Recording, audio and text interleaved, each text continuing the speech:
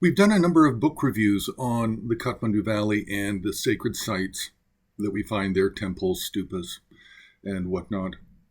But we haven't talked a lot about what kind of sites are found in art.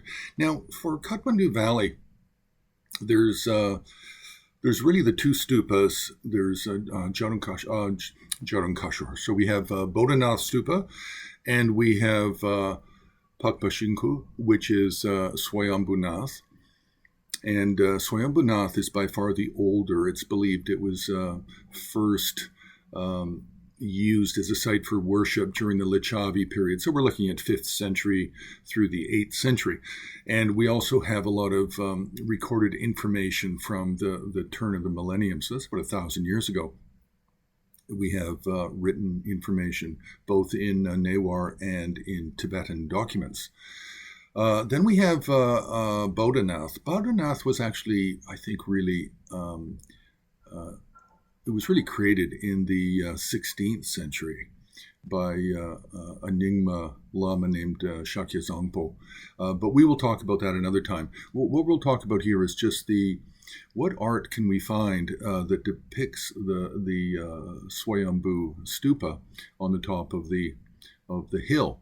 And this is very, very deeply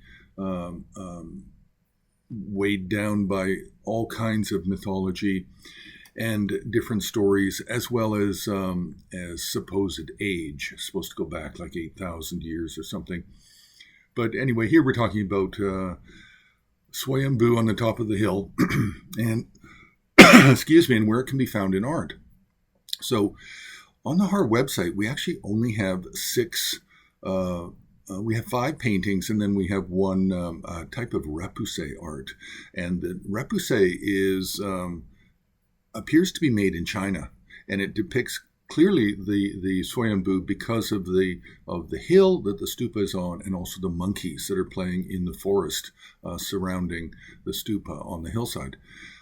So that's Chinese made, and it really looks like it was from the Qianlong period. So we're looking at 18th century.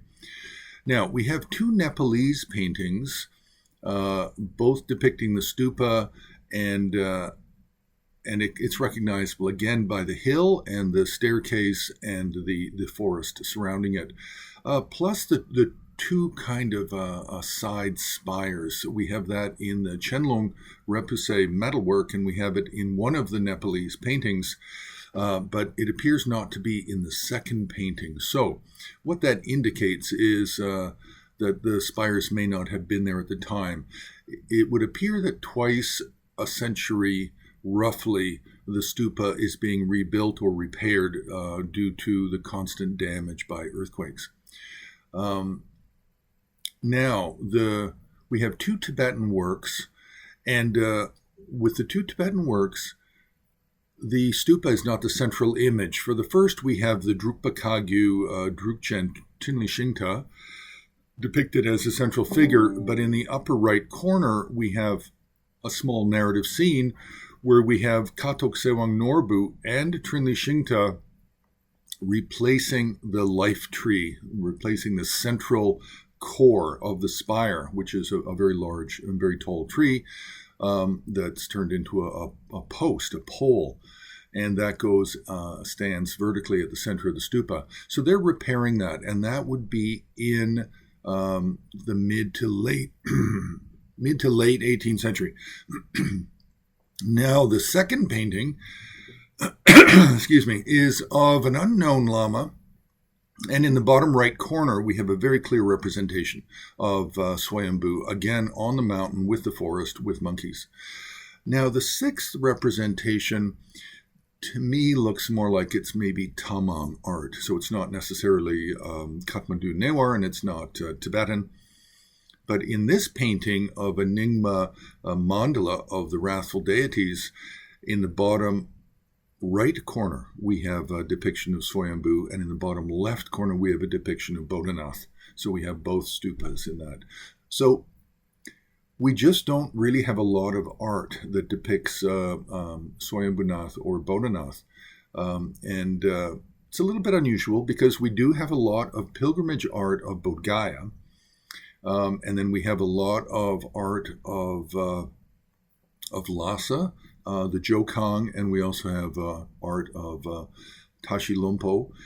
And we especially have art of the main deity figures, Shakyamuni and Avalokiteshvara, from the Jokang, from the Lhasa Cathedral. So I find it a little bit odd that we don't have more art, and it's possible that there is more art depicting Swayambhunath, but it's we just haven't come across it yet. And it's just buried in museum collections or in private collections or in temples in Nepal. So we'll just have to keep an eye out and just carefully look for either primary figures or the secondary narrative scenes and landscape in these paintings. So we'll leave it there. You can press like, you can subscribe, you can join HAR on Patreon, and you can make a donation on the homepage of Himalayan Art Resources.